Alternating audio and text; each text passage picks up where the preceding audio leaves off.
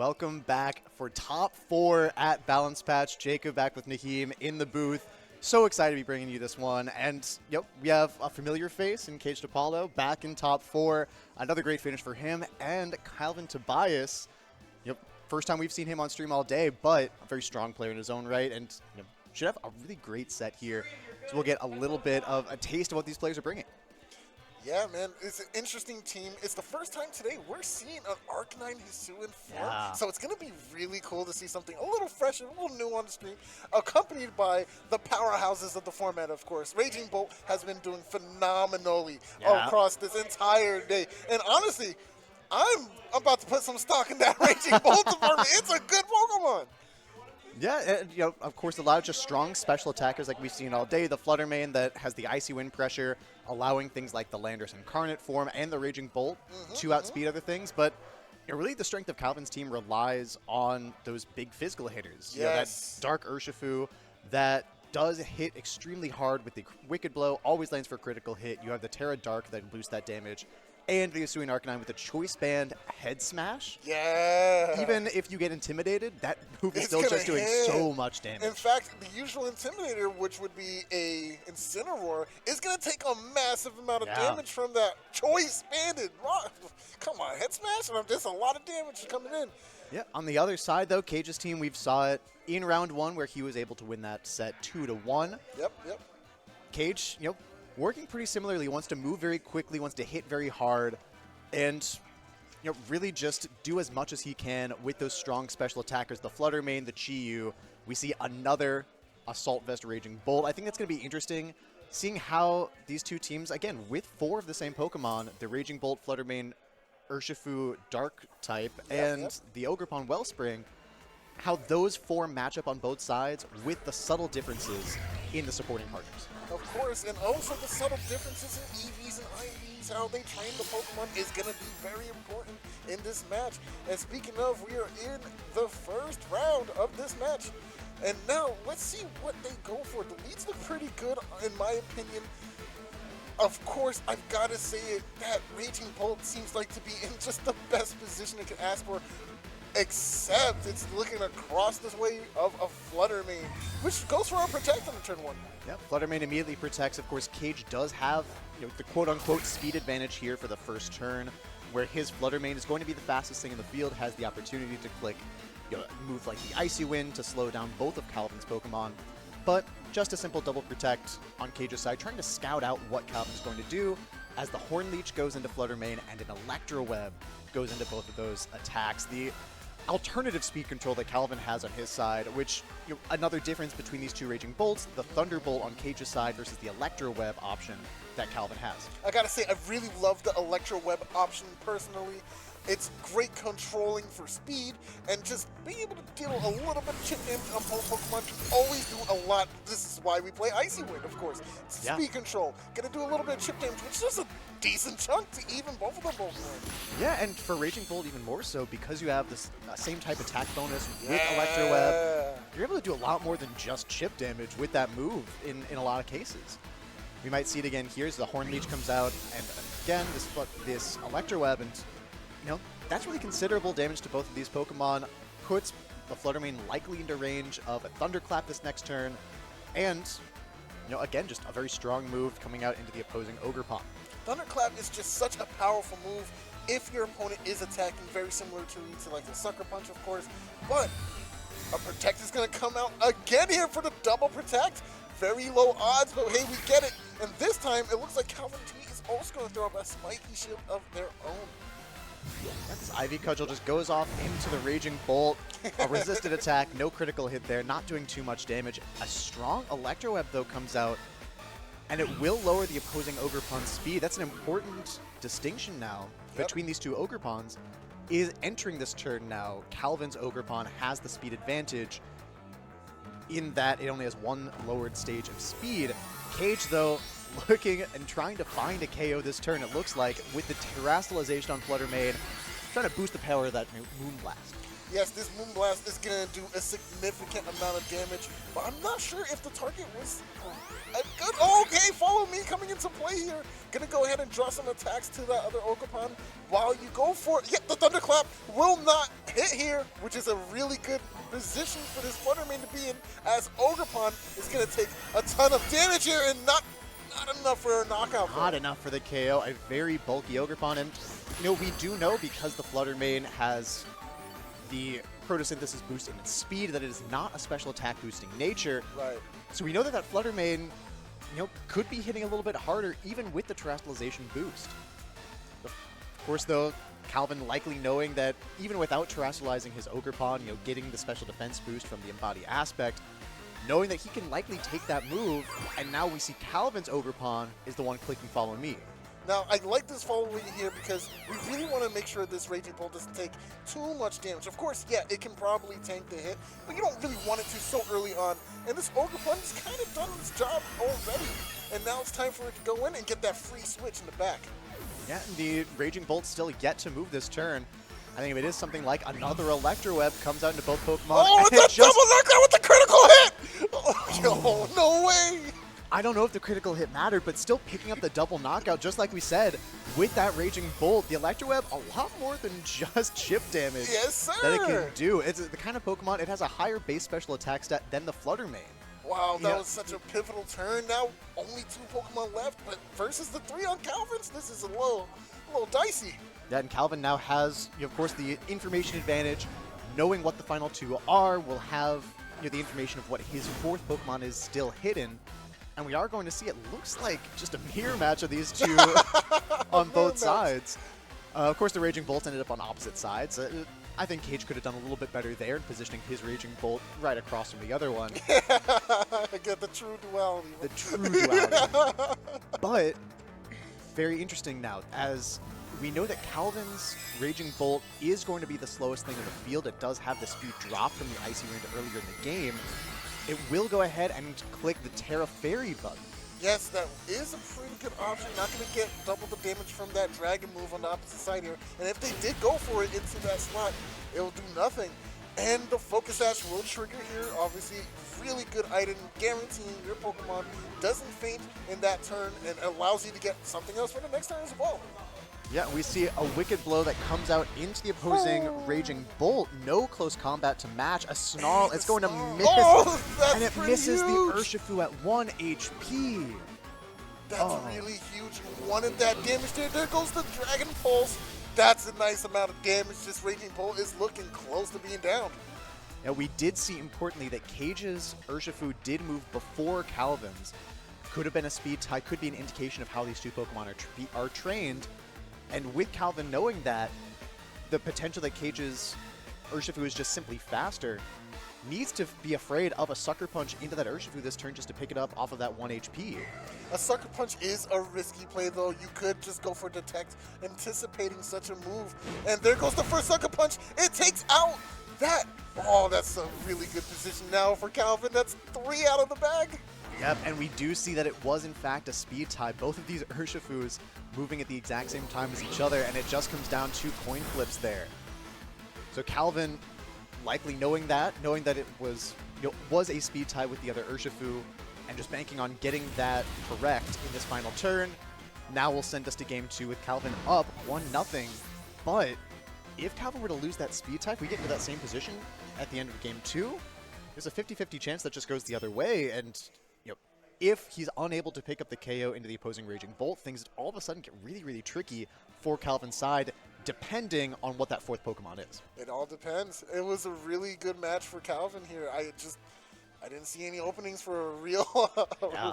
But we'll see in the next game. I wonder if he's going to change up his Pokemon. Actually, I think both teams were pretty good, right? I don't think a change-up really has to happen.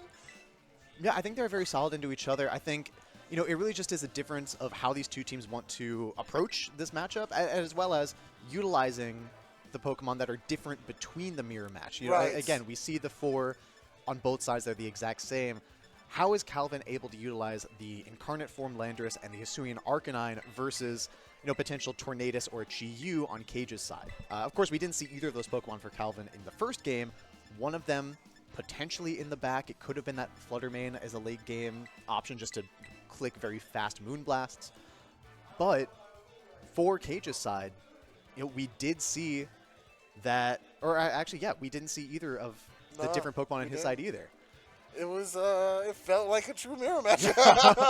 Yeah, sorry, it took me a second. I was like, wait a minute. I was like, there had to be a difference, but no, they just went in a different order. Yeah, literally. Is the only difference there. And so I think that kind of gameplay we saw does favor Calvin strictly because he does have the Electro Wave option on his Raging Bolt. That's a big difference. That speed control is invaluable, and we saw just how much damage he can do. Yeah. It's not a little more than just chip. Yeah, and we do see the Flutter Mane and the Raging Bolt coming out here. Or the Flutter Mane and the Chi-Yu across from Raging Bolt and Ogerpon. And if you're Calvin, I think this is still a pretty fine lead. I kind of like this.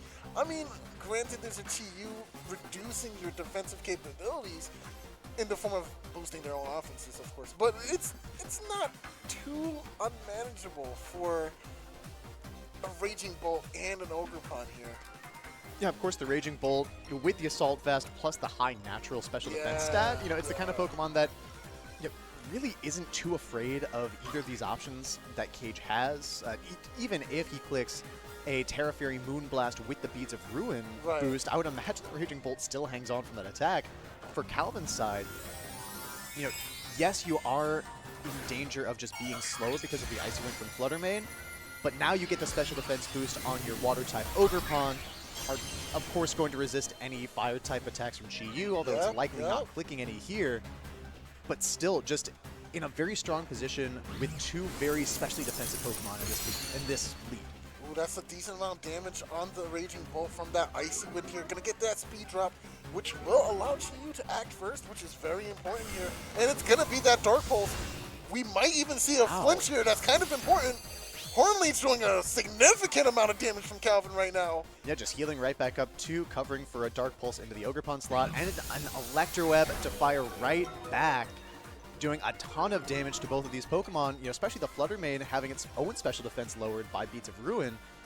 Now, again, Calvin able just to distribute damage pretty evenly across the board, has now gotten the speed drop onto this Chi-Yu, and has the potential now just to click Thunderclap into this Flutter Mane and attacking a Chi-Yu with the Ogerpon that both of them having lowered speed should be faster. Yeah, and I gotta say, this Raging Bolt did take a significant portion of damage here. It's not gonna last past this turn, or will it? As he gets a KO here from that really powerful priority move. Yeah, and no Terrestrialization for this Chi-Yu. It does have the Ghost potential on Caige's side, but even if it were to Terrestrialize into a Ghost type, I don't know if it's enough to take this Terra Water boosted Ivy Cudgel, as Calvin is just able to pick up 2 KOs very early again in this game too, forcing Kaige onto the back foot. Calvin is looking in rare form right now. This is looking pretty good for him. Calvin's gotta be feeling himself. Oh yeah, and this kind of player who really thrives on some of that momentum. You know, he has had an incredible season for Team Massachusetts in USPA this season as well, using this same team that he's using here today to win his most recent week. So a player who has a lot of experience with those kinds of damage trades, knows exactly how much damage his Raging Bolt can take and still fire back with an Electroweb. Experience and comfort. When you use a team and you've been using it for so long, especially at a big event like that, you get real familiar with every inner working, and it's just perfect for you. And we're seeing that showcased right now. Yeah, we do see, though, Kaige, with the speed drop from Icy Wind on both of Calvin's Pokemon, Kaige really is in the driver's seat as far as damage output this turn. Sure. And is clicking a Terra Dark Sucker Punch. That's going to go into the Raging Bolt, and more than enough to pick up that KO, as the Sucker Punch pretty safe into a Pokemon that only has attacking moves as options. And this Hornleech is going to do a good amount of damage too. Oh, so close, but not enough for that KO. And the return Hornleech isn't going to do as much as I thought it would. Yeah, really not that much damage from the... That's a bulky Ogerpon. From this Ogerpon with the Hornleech. Impressive for sure that Calvin's Ogerpon, even with the super effective Hornleech, was able to hang on. But just it does not do that much. This is not bad for Kaige here. You might not be able to outspeed this Flutter Mane, of course, but with a little bit of maneuvering, maybe a right protect or a detect at this time, you might be able to make something happen. Yet the Flutter Mane on Calvin's side, of course, has its own Icy Wind that it can pressure both of Caige's Pokemon with. And I think based on some of that damage that we saw dished out, some of the damage we saw traded between Caige's and Calvin's Ogrepons, it's difficult to say which one might be faster if they both have the speed drop. Yes, Icy Wind will come out here. It's going to do some damage to this Ogrepon. Not too much, not that we're worried about at least. Horn Leech as well, we know it will survive. Nice. And we do see Calvin's Ogrepon move first when they both have the speed drop. That's very important as well. The Ivy Cudgel flying right back into the Flutter Mane. Oh, no way. That was a little ambitious, but we know what we do have in the back for these really speedy types. It's called a Sucker Punch. Yep. We got a Sucker Punch with Flutter Mane's name written all over it. All over it. The question is Kaige going to click that move? And it looks like he did. And is Calvin going to expect that with the Follow Me? That's a really good move to use right now. That will completely invalidate this Sucker Punch, unfortunately. And another Icy Wind from Flutter Mane, doing a little bit more chip damage to this Ogrepon, but most importantly, breaking the Focus Sash and dropping the speed of Caige's Urshifu. Horn Leech into the right slot does get the KO. We're not going to have to deal with that. Follow Me for the next turn, and you still have your Ogrepon with a little more HP to boot. So this is actually looking pretty good for Kaige. Maybe we'll see the reverse. Yeah, even though it looked like Calvin got off to such a great start in this game, now all of a sudden we're at a 2v2. Of course, Calvin does have the speed advantage, but depending on what this last Pokemon is, as it's just the Landorus, I'm not sure if Landorus has enough to make out of this game. If the Sucker Punch goes off into Flutter Mane, it all comes down to the targeting for Landorus's attacks. Well, it's got to be faster than at least the Ogrepon, right? Because the Ogrepon did lose some speed just now. So, that's a slot you can potentially go for. But it's still looking a little... Yeah, we see the Follow Me come through from Caige's Ogrepon. That'll protect this Urshifu from any attacks from the Flutter Mane. The taunt goes off. Oh, that's a big taunt. There won't be any more Follow Me's after this one. A huge taunt, and the substitute from Calvin. That's an incredible play at this stage of the game because it covers for exactly what Kaige does, which is the Follow Me and a Wicked Blow into the Landorus slot. Any attack from Landorus there would essentially lose the game on the spot. Yeah. Because the Urshifu just then has a KO into the Landorus slot and a Sucker Punch for the Flutter Mane. I like this trade in HP too. Substitute's way less damage than you would have taken from that Wicked Blow. So now you're just trading positively. We got a couple more of those in there too. Yeah, and now we're in a position where, again, you still have to kind of get the Sucker Punch play right if you're Kaige and Calvin, on if Flutter Mane will attack, or if the Sucker Punch will go off and KO the Flutter Mane. It becomes very difficult at this stage of the game to try to make some of those calls. You have a lot of the pressure of everything that's happened so far.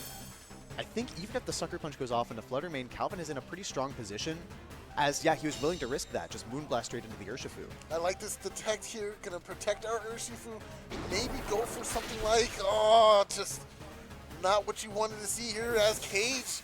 That Ogrepon was important. Yeah, and again, you just see how impactful that taunt plus substitute play was for Calvin.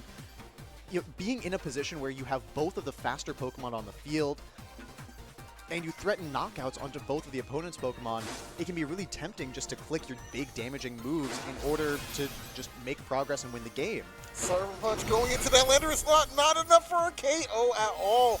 And it looks like Calvin will be taking this for a quick 2-0 sweep. Yeah, and of course, credit to Calvin, though.